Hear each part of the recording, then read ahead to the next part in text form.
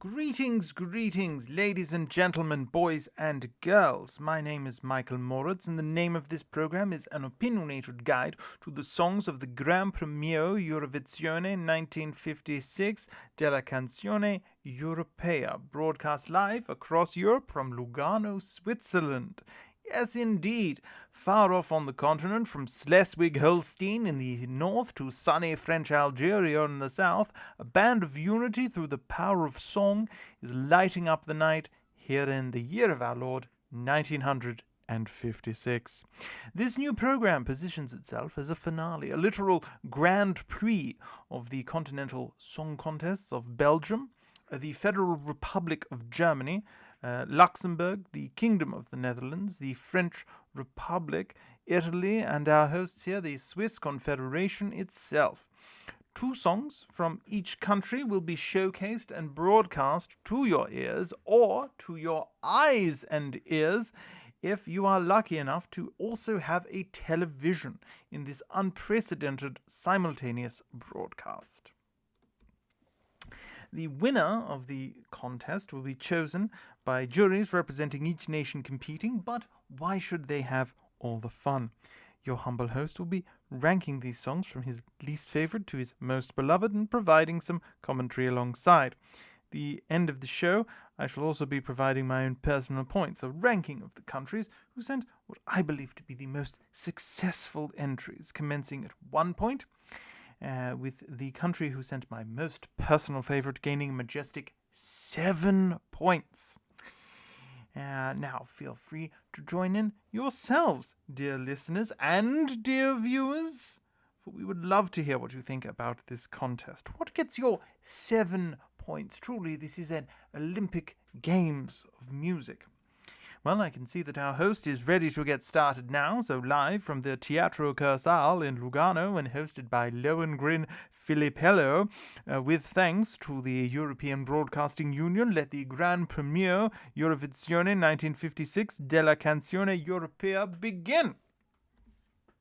I would like to first discuss not a competitor in this evening's contest, but a musical interlude during the judges' deliberations, with an honourable mention to Les Joyeux Rossignols. I admire the craft and skill required to be a professional whistler, and while the whistling on display tonight was excellent. However, I will state that I found myself more entertained by the piano accompaniment than the whistling itself, which did begin to exert upon my patience. I am left with the feeling that had I been able to watch the program on television as opposed to merely hearing it on the wireless, I would have enjoyed the act more. Our review program begins with a beautiful piece of chanson sung by soprano singer Mate Alteri. My dearest of friends, I must confess that while I respect the talent and musical skill of singers such as these, I find this style of music unpleasant to listen to. Mate's voice sounds strong to my untrained ear, but vibrating up in her upper register it sounds shrill and grating to me. This is in no way a condemnation of the song as poor.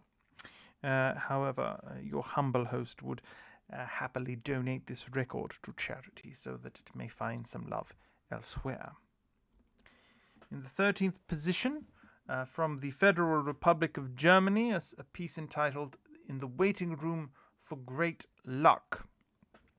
This piece surprised me, being more like the lyrically driven chanson I expected from Belgium than the more sweetly composed Schlager or Volksmusik that is so popular in the central parts of the continent.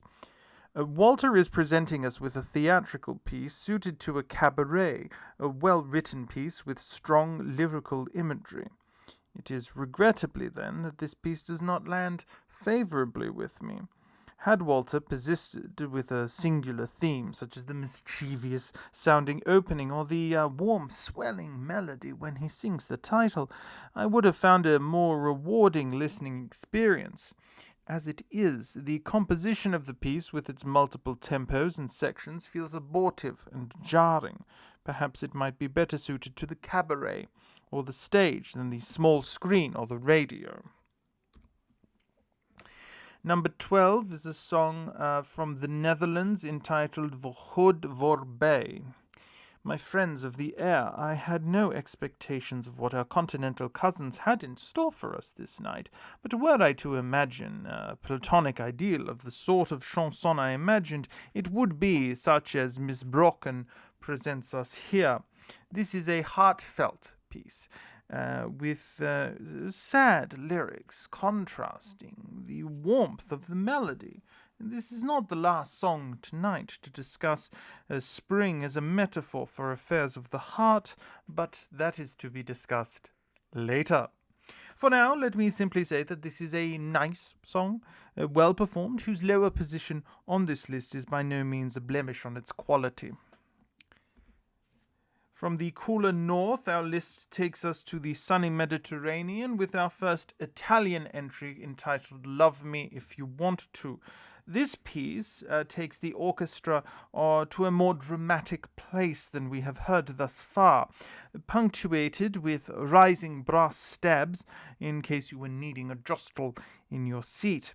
From there, we have sweet sections and a swinging bridge, letting the musicians really demonstrate the depths of their skills.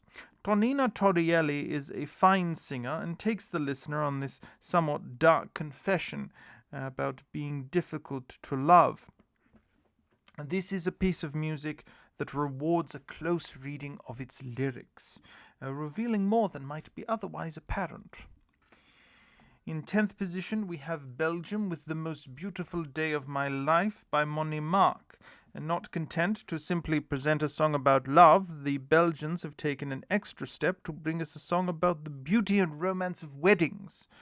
From the evocation of wedding bells at the start of the piece, to the melody evoking a waltz, to the lyrics reciting a ding-a-dong. This is in micro and macrocosms, a painting in sound of a wedding day. I am unfamiliar with the nuances of chanson as a form, but I do note that many of the entries tonight slow in the middle for a strong reprise. It is perhaps less intrusive in this piece, but it is something, dear listener, that I shall be raising as a niggle for me in some of the following songs, such as number 9 on our list, Refrain from Switzerland. Now, the jury here in Lugano adored the Swiss entry, unsurprisingly, which, dear listener, is not to imply that Refrain is a poor song. From its opening fanfare, which could easily signal the opening of curtains at the theatre or the cinema, to its swelling strings, to Lis Asia's exquisite performance, this entry is a masterclass in song crafting. It even has the borderline spoken word section in the middle before the orchestra returns. However, as beautiful as the song is, I feel like the brass fanfare is ill-suited to an otherwise intimate discussion of youth and love, which as a whole doesn't quite spark my soul as songs yet to come do. I have granted 1 point to Belgium for their song The Drowned Men of the Seine, sung by Foud Leclerc. Now, if you will permit me some editorializing, dear listeners, I believe that the Belgian delegation has decided it shall plant a flag at this contest and choose to create musical experiences that are wholly unique and disconnected from the other entries in context. To wit, their second entry on this list is an introspective piece about a man troubled with illness of the mind, contemplating creating a permanent solution to a temporary problem. Speaking to the ghosts of the men drowned in the Seine River, he asks for them to create a home for him, quote, between the sand and the water, as a freedom from his perpetual misery. It is, in truth, a surprise to hear such bleak topic matter discussed so frankly in this venue, and I admire its audacity and the musicality with which it is presented. I have placed it at position 8. For this is a song I foresee I shall listen to when I wish to listen to this song, when I wish to immerse myself in its sadness, not merely melancholia, but a true, deep depression. It does not happen often, but at least for me, unlike the man in the song, I shall have the song and not the river to drown myself in.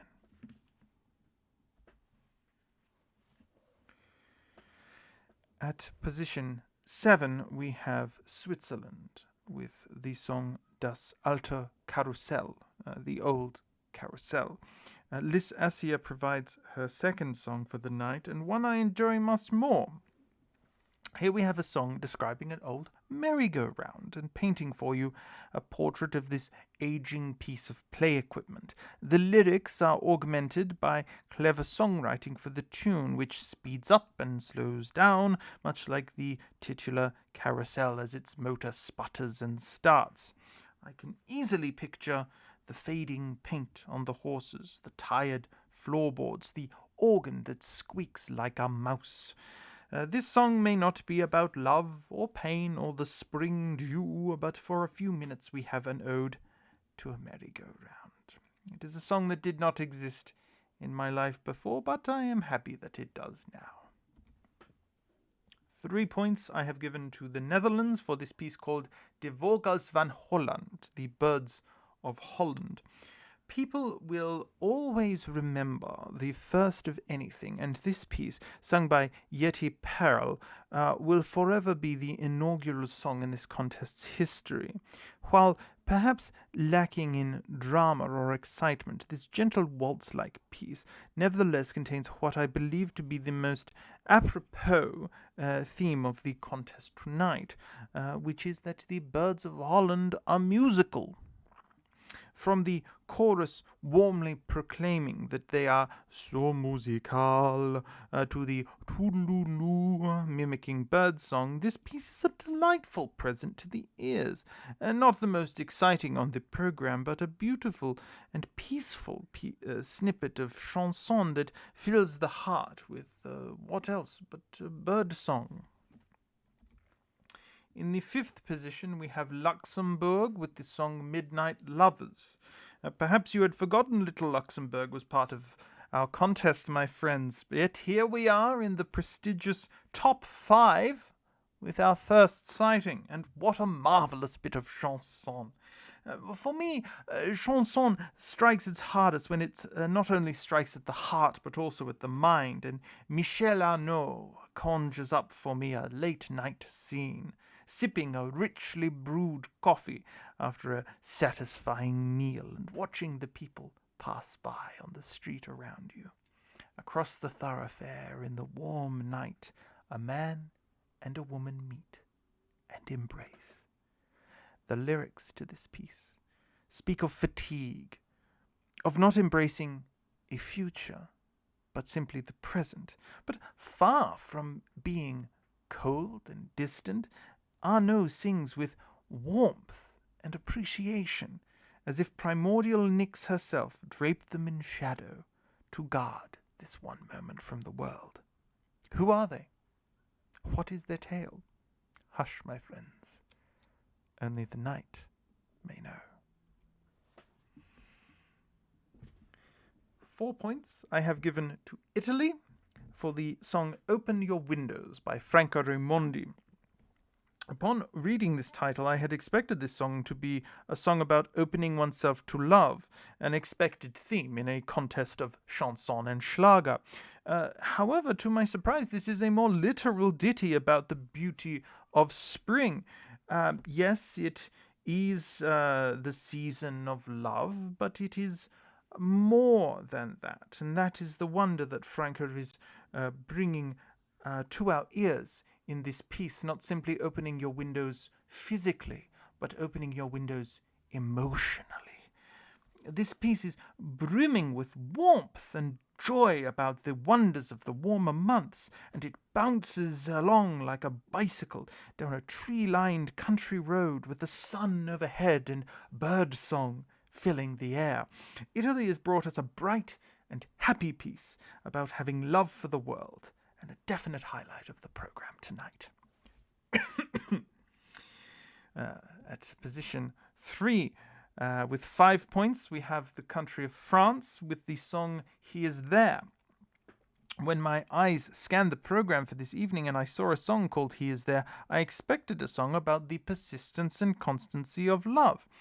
Consider your host dutifully humbled, for the second French song on our list hides a remorseless fang. Of all of the topic matters I expected to hear at the Grand Prix tonight, attraction of a more toxic variety was certainly not one of them. The gentleman in this song seems quite ungentle, but like a flame entices the woman in the song to be burned, and quite nastily to boot. You may hear a simple song of besottedness, but I hear tell of a roguish knave, this rapscallion, a bounder, a cheat, a villain, this sort of ne'er-do-well who kisses the girls and makes them want more. This utter character is embodied by the breathless gallop that the song takes the listener on. Pray, dear friends, pray that we keep our senses and we fall not under his thrall. 6 points are allocated to Luxembourg for the song Ne crois pas, Don't Believe, sung again by Michel Arnaud. This evening's festivities have given our ears some fine samplings of Schlager and Volk music, but I do prefer a more energetic chanson to grace my speakers, and from the opening swells of strings and brass, I knew Michel Arnaud's blistering attack on foolish young men would be something very, very special. A bold energy keeps this piece clipping along, and her delivery is most delightfully sweet and venomous. My personal favorite line is when she says, when you grow old, your belly will be as big as the world, as large as the world. An amusingly petty attack on vanity that gave me a somewhat indelicate chuckle. No, dear boy, you are neither Hermes, nor Adonis, nor Hercules. You are a vain and proud boy with a mirror, getting older by the day. I shall wag my finger at Luxembourg for being a little cheeky, but very, very fun. And 7 points will go to Germany. Dear listeners, your humble host does not dislike Schlager music. However, I do find it a little repetitive when listening to it all at once. As such, my preferences in this list have tended more towards the narrative bite of French chanson than the sweetness of the Central European countries. So it may be with some surprise to you that my 7 points go to the singer Freddie Quinn. However, this is not a piece of ordinary Schlager. This is a humorous, swinging piece. The story of a man whose female partner spends every night out dancing with a different gentleman, only for him to turn the tables on her by the end. This piece split my sides with uproarious laughter, and its energetic rhythm and catchy call and response chorus had me snapping my fingers and tapping my toes. What surprises me the most, however, is what is a swinging, big band style number in the teatro is a rock and roll song on the gramophone record, complete with a guitar solo and I believe a marimba solo as well. Both of these orchestrations are wonderful, finding different flavors of the same delicious soup. Herr Quinn is to be praised for his creation tonight, and I say truly to him and the bad, Danke schön. Well, dear listeners and new friends, thank you ever so much for joining me tonight on this journey into the most popular songs of the 1956 season. Perhaps you agree with my thoughts, or perhaps your feelings were different. The final scores again: the Federal Republic of Germany 7 points, Luxembourg 6, France 5, Italy 4, the Netherlands 3 points, Switzerland 2, and Belgium with 1 point, no less well earned than the others. I am told that Austria and Denmark wished to compete this year, but missed out on joining the deadlines for entries, and even the United Kingdom was interested in joining. Perhaps when we return in 1957, we will have even more contestants to vie for the title of Europe's most beautiful song. So from the Teatro Casal in Lugano, Switzerland, 1956, this is Michael Moritz saying good night and take care. All right, now I can stop doing that voice. Ugh. How many takes have I done at this point? April Fools, everybody! Mike Moritz here, recording from 1956. I'm so deep in character. Recording from 2026, 70 years after the songs that I have just talked about were written and broadcast. Now, if you were curious about the format change, this contest consists only of audio. We barely have any video of the 56 contest, only the reprise of refrain. Now, before I get into the meat of this section, we need to do the thing that Eurovision never does and talk about politics. I couldn't figure out a way to do it in the main video. This is my first time since it's become relevant. But we need to talk about the land of my grandparents, Germany. You'll notice that I have put a BRD next to Germany there. That stands for the Bundesrepublik Deutschland, the Federal Republic of Germany. Now, to be brief, I wasn't sure how I was going to be dealing with issues like the two Germanys, even though the DDR, the East Germany, never competed in Eurovision. I have sort of treated this mentally as the Yugoslavia problem. But as it turns out, that the BRD is the same country as Germany today, and the DDR just kind of joined that one. But I thought they should at least acknowledge that while this is the same Germany, there is another Germany out there. Going forward, how I'm going to treat it is like something like the Fourth Republic becoming the Fifth Republic of France. That's the same country. Something like Czechia changing its name to the Czech Republic, or the former Yugoslav Republic of Macedonia becoming North Macedonia. I'll just change the name in the video when it's appropriate. Same country.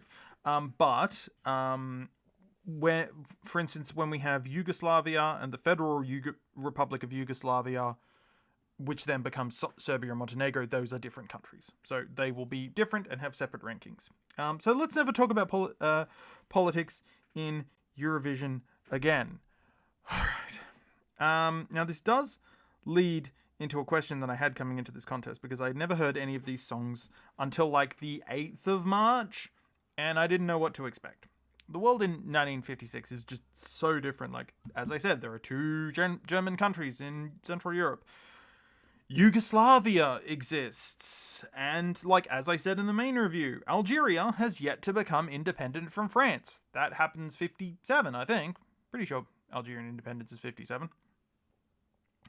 And I was going to go on this whole thing about, this is the first non-European representation technically, and then I realized that, like, the Netherlands actually has part of its kingdom that is in the Caribbean, and it didn't make any sense. But, like, the world is so different then. And so does the music. Like, what does Eurovision sound like before rap and EDM? Before disco? Before 60s pop? Like, this is a time we are talking about here when rock and roll is new, and when R&B means rhythm and blues.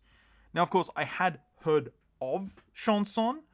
I'm sorry for my pronunciation there, but outside of like a few Edith Piaf tunes and like English covers of Jacques Brel, I was deeply uneducated on the form. So this was a crash course for me, and it goes deep, and there's a lot of stuff going on here.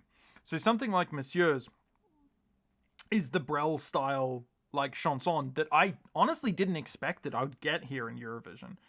But then again, that's coming from Belgium, so unsurprising considering that country will give us stuff like Sanomi and With Love Baby and Rhythm Inside. Which I suppose brings us to the rankings. Well, if you're wondering what my actual rankings of the songs are, well, you've already heard it. The only difference is how I was talking about it. If you want contemporary Mike's thoughts, I can, speed run through them. Le Temps Perdu is fine. It's just the kind of music that I don't like listening to. Invadasal is a structural mess. His experience as a cabaretist is obvious, and it feels like they kind of didn't know what Eurovision was going to be, considering that the two German entries are probably the most unlike everything else.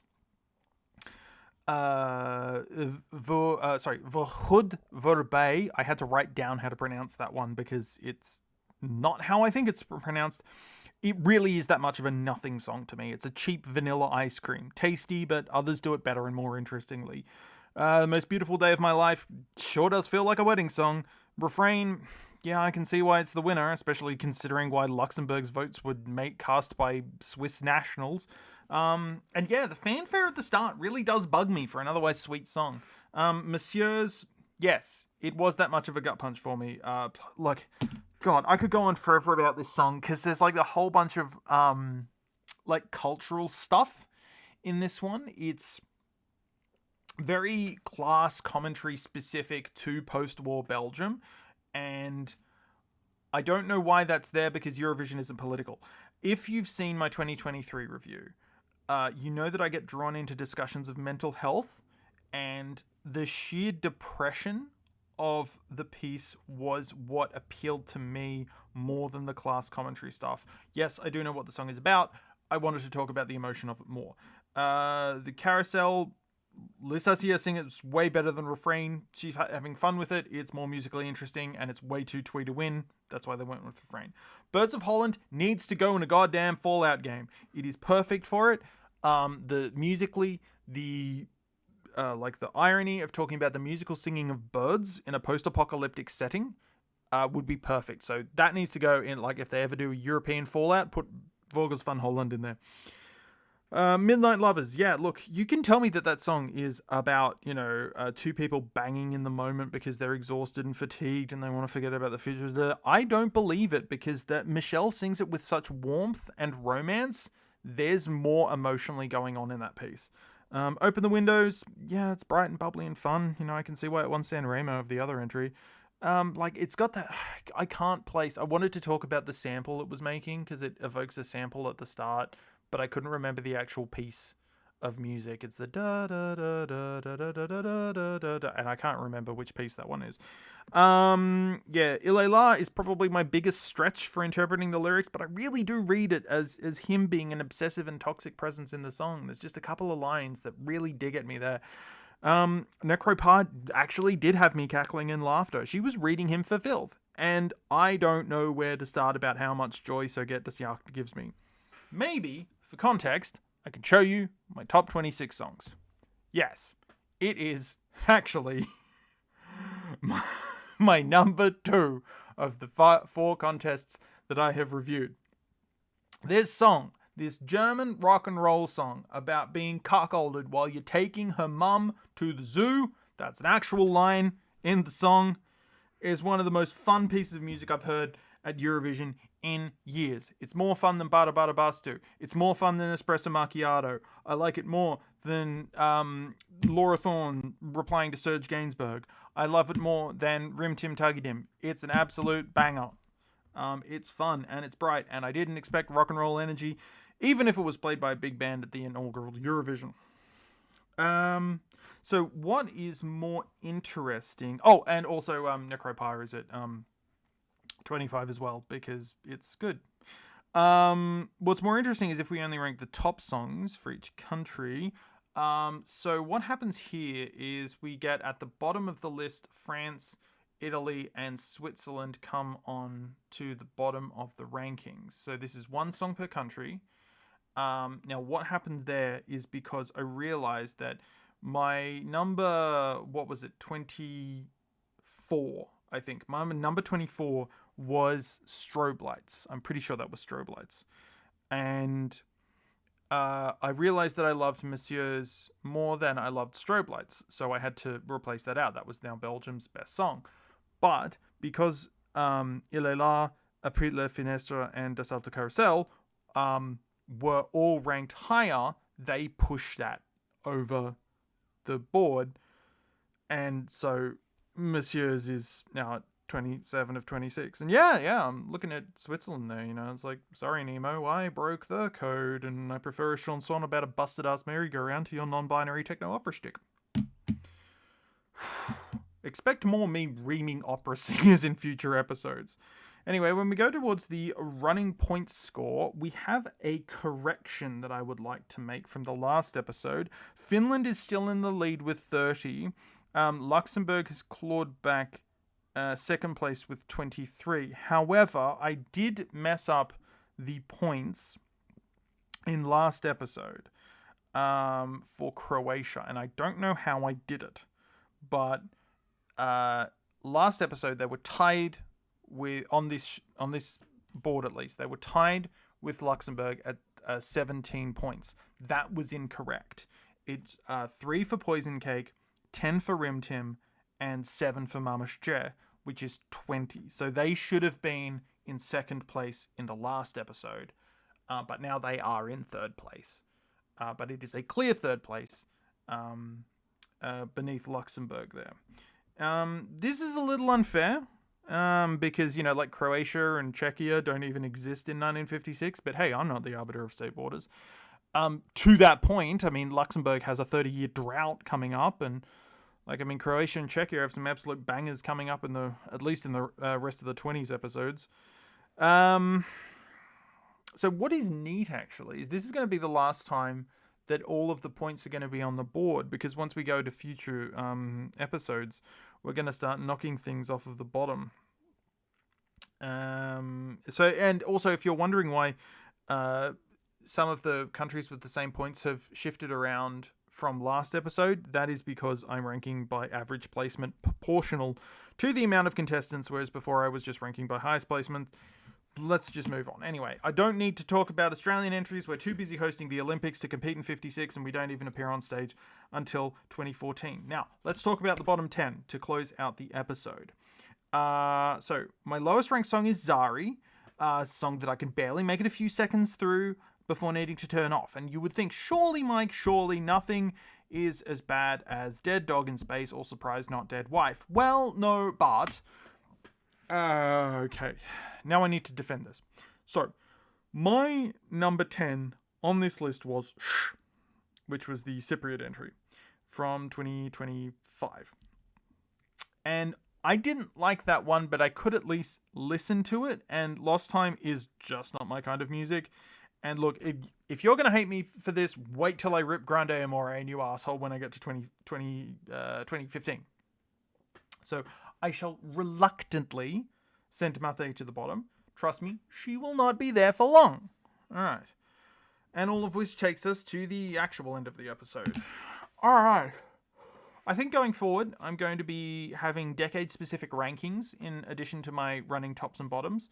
Finland being at the top of the scoreboard in 1956 when they're years away from joining just kind of feels off to me. It also lets me showcase the pieces in their own context as well as across the seas of time. Look, I never in a month of Sundays would have expected a German swing arrangement of a quirky 50s rock tune to end up at the top of my list, and that's amazing, but I just like making spreadsheets. I'd make a graph if I could. And you know what? Look,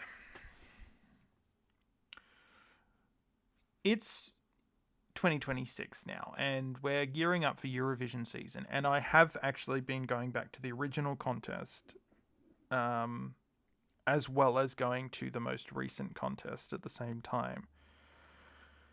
So I've been listening to 56 and 2025, and I think I need to make some adjustments to my rankings, because I've had a change in opinions, and also I want to do it with at least a script next time. So yeah, next time we take a detour back to 2025 for a revisit and a re-ranking. Until then, my name's Mike Moritz. Good night and take care.